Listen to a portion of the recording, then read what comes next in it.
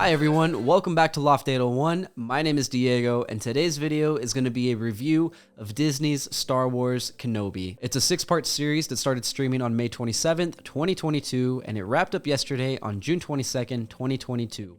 Although this video is going to be released on Friday, June 23rd. Before I hop into my review, if you want to support the channel, please take a second to like and subscribe and hit the notification bell. It's really appreciated. Spoilers ahead. This review will contain spoilers, so if you haven't finished or seen the show, please click out of this video now, unless you don't care. In that case, you're more than welcome to stay. Lastly, I am experimenting with the way I'm doing my reviews on things as they come out. I'm going to try and keep things a little bit simpler and not over-explain the plot too much. My newer reviews are going to be more pro-con oriented. However, I still plan on posting my previously written reviews, so leave a comment and let me know which one you prefer, or if you want both. Thank you, and let's get to it. So part 1 was a bit of a slow burn for me, but it kind of worked. This episode mostly focused on the emotional state Obi-Wan Kenobi has developed following the 10 years after Order 66. He's on Tatooine obsessively watching over Luke Skywalker, but he's super haunted by his failures, and Ewan McGregor does a really good job showing it. On the other hand, something that I didn't quite like about this episode is the fact that it's on Tatooine, the most boring and overused planet in Star Wars. I know it makes sense for the story, but come on Disney, there's hundreds of planets to choose from. Which leads into something I really loved. Alderaan, I thought it was really cool and it looked really pretty. I also really liked Vivian Lyra Blair's portrayal of Princess Leia. I think she portrayed Princess Leia perfectly.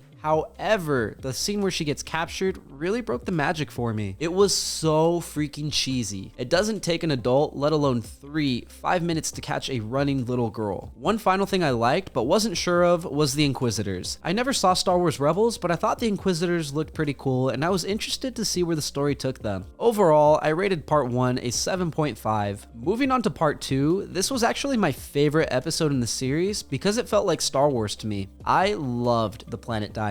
It reminded me so much of Coruscant's underworld, and I wish we had more settings like this in Star Wars. Something I didn't like, again, was Leia, a child outrunning Kenobi, a grown man. It just doesn't make any sense. However, I guess Kumail Nanjiani's Haja made up for it. He provided a fun misdirect, and I'm happy to see him in more movies lately. Going back to something I didn't like, Reva, an Inquisitor known as the Third Sister, had a rooftop running scene that was pretty cool when it started, but had some iffy moments. Despite using the Force, some of the moves she made didn't make sense and looked like they slowed her down. However, I do like actress Moses Ingram, and I think she played her character really well. In another misdirect, the episode ends with Reva killing the Grand Inquisitor and scaring Kenobi, which I'm also iffy about. Overall, I rated this episode a 9. Part 3 felt very Star Wars to me, but not in a good way. I felt like it stayed true to the typical Star Wars formula of the heroes running away, having a quick encounter, running away again, and rinse and repeat. Despite this, I did like the PTSD Kenobi was showing. It added to his emotional arc. I was dissatisfied with the introduction of Imperial Officer Tala. It felt very abrupt and like a MacGuffin. Oh, the hero is in danger and has nowhere to run. Let's conveniently introduce a new character to save him. Again, this is part of the Star Wars formula, but I think it's really bad writing in general. Moving on to something I did like, I really loved Vader in this. He's actually intimidating, unlike in the original trilogy. He's brutal with the townsfolk, and you know Kenobi doesn't stand a chance. I love the callback to him burning on Mustafar and how he forces Kenobi to burn too. However, again, I don't like the way the episode ended. Again, it just felt like really bad writing to not have Vader put out the fire like he did 3 seconds earlier, and of all the times for Leia to be caught,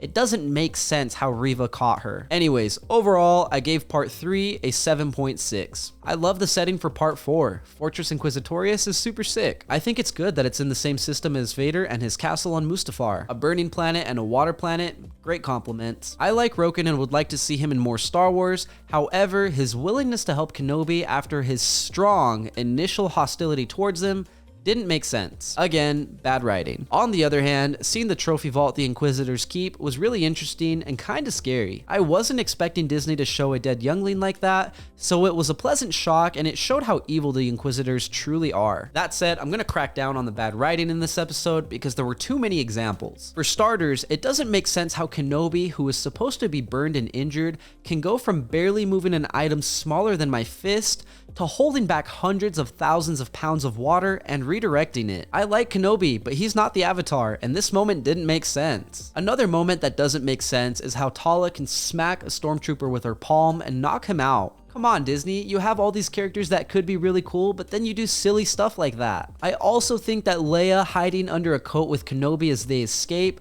was super silly and unrealistic. It looks so goofy and it takes away from the seriousness of the moment. Lastly, another MacGuffin, Roken's troops arriving to save Kenobi, Leia, and Tala just feels emotionally cheap. Despite these gripes, I rated the episode a 7.9, although it can understandably be lower. Moving on to part 5, this was my second favorite episode of the entire series. It had a fun throwback with Hayden Christensen's Anakin and Kenobi sparring on Coruscant. I thought it was good foreshadowing, and it set the theme and tone for this episode and the next. Anakin/Vader is always too impatient and wants to win so badly that he never sees the bigger picture. Something I wasn't too happy with during the show up until this episode was Reva's character. She had a lot of emotion, but no backstory, so it was really hard to sympathize with her. I really liked that this episode explained her backstory, as obvious as it was. I also liked that Tala sacrificed herself to give Kenobi and the other fighters time to escape. I wasn't the biggest fan of her character, but it felt good knowing that there were actual stakes. Something that didn't make sense to me was how Leia took half an episode to find a single red wire and reconnect it. Yeah, she's 10 years old, but every single wire was black, except for one. What really brought this episode together for me was Vader. He's an absolute unit. The way he used the Force to bring down that ship and tear it apart was exactly what I wanted to see. It reminded me of Starkiller, and I could just feel the rage. Unfortunately, again, we get another MacGuffin. The good guys escape because they had a second ship which was hiding behind the first, although Vader would have easily seen it. On the upside, we get a fight between Reva and Vader, and I loved it. I thought it was a stupid moment for her to attack him, but it was fun seeing Vader be Vader and wreck her. Because it's Disney, Vader lets her live, which I find out of character, but whatever. Another moment in the show that didn't make any sense was why Senator Bail Organa called Kenobi and left a voicemail hologram talking about the children and headed to Tatooine and Owen. It's bad writing by Disney, but overall, I gave this episode an 8.8. I thought part 6 did a good job of ending the series. It could have used some improvement, but the emotional scenes between Vader and Kenobi really got to me. For starters, I do like their fight, mostly.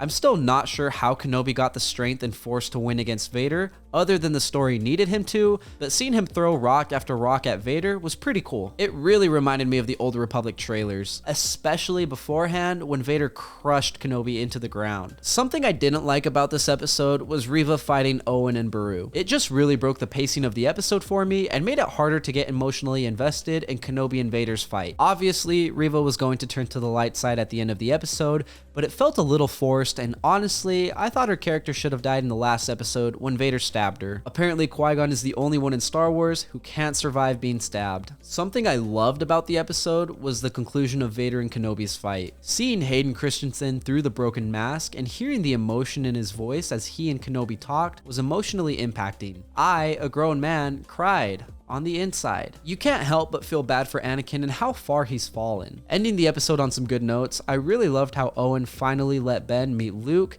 giving his signature, "Hello there." And speaking of Qui-Gon Jinn earlier, I love that Kenobi could finally see and talk to his Force ghost. I rated this episode an 8.6. If you've been keeping track and I've done my math right, overall, I rated the show an 8.2. I thought it was a great show. It wasn't perfect or amazing, but it was definitely fun. Despite some cheesy moments and bad writing, I thought the show had some strong emotional arcs. Maybe it was just a reprisal of Ewan McGregor and Hayden Christensen as Obi-Wan and Anakin. I'm not too sure, but I loved it. Despite all the hate he received from the prequels, I was definitely happy to see Hayden Christensen come out of retirement to reprise his role. He's very talented and will always be the chosen one to me. While I wasn't the biggest fan of Moses Ingram's Reva, I certainly hope she does not receive the same treatment Hayden did. I think the writing for her character was poor, but she did a fantastic job with her acting. Honestly, all of the actors did. Ewan McGregor's Kenobi, Vivian Lyra Blair's Leia, Kumail Nanjiani's Haja, O'Shea Jackson Jr.'s Roken, and many more. Even though the show started and ended with Tatooine, I was very happy with the new locations we were introduced to. Alderaan, Daiyu, and Fortress Inquisitorius were really cool, and it is my hope that Disney uses new locations in their future films and shows. There is so much to see in the Star Wars universe. I'm gonna wrap this up because I need to edit and watch Ms. Marvel, so whether you're a fan of Star Wars or not, I think Kenobi is a show worth watching. Like I said, it's not perfect, but it's definitely fun. Besides, I don't think anything could ever be as bad as The Last Jedi. Thank you for listening to my review of Kenobi. If you enjoyed the content and want to support the channel, please take a second to like and subscribe and hit the notification bell. If you agree or disagree with me, please let me know in the comments. I would love to hear what you have to say. Also, if you prefer this style of review, don't forget to let me know. Lastly, if there's something you want me and my friends to review, leave it down below and we'll get to it. My name is Diego, and I'll see you soon.